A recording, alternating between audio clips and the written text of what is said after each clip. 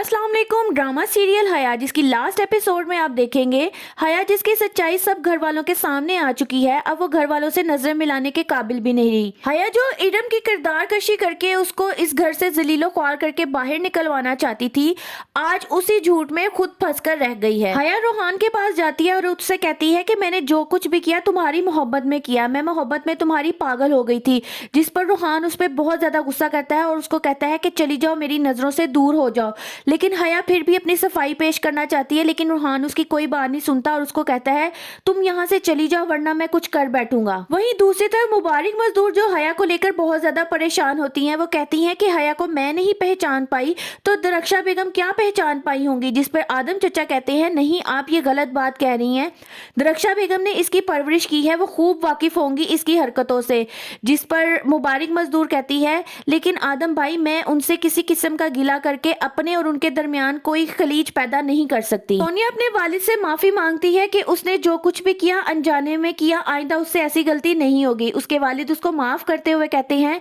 कि कोई बात नहीं, तुमसे ये गलतियां अनजाने में हुई, तुम्हारी उम्र में ऐसी गलतियां हो जाती हैं, लेकिन आइंदा तुम्हें ख्याल रखना होगा, अपनी ऐसी कोई भी बात हो तुम्हें अपने माँ बाप से शेयर करनी होगी। रिफत जो सोनिया के रिश्ते को लेकर बहुत ज्यादा परेशान होती है, वो मुबारक मजदूर के पास आती है और कहती है कि अरसलान के घर वाले रिश्ता लेने आए थे जबकि हमारा घर तो एक मुकदमे का मंजर पेश कर रहा था। जिस पर मुबारक मजदूर गुस्से में आ जाती हैं और कहती हैं कि मैं क्या कर सकती हूँ इसमें, एक तरफ मेरी बहू है और एक तरफ घर की दो बेटियां हैं और चाले ही चाले चल रही हैं, मुझे समझ नहीं आता किसका साथ दूं और किसका ना दूं। खान की तरफ से धुतकारे जाने के बाद हया मुकम्मल तौर पर पागल हो जाती है, वो अपने हवास खो बैठती है और खुद को मुबारक मजदूर समझने लगती है, क्योंकि उसने शुरू दिन से ही खुद को मुबारक मजदूर तस्वुर किया था इस घर के लिए कि आइंदा मैं इस घर की मुबारक मजदूर बनूंगी और मैं ही इस घर पे हुकूमत करूंगी। इसी बात को जहन में रखते हुए हया मुबारक मजदूर की तरह मुकम्मल तैयार होती है और जब घर वाले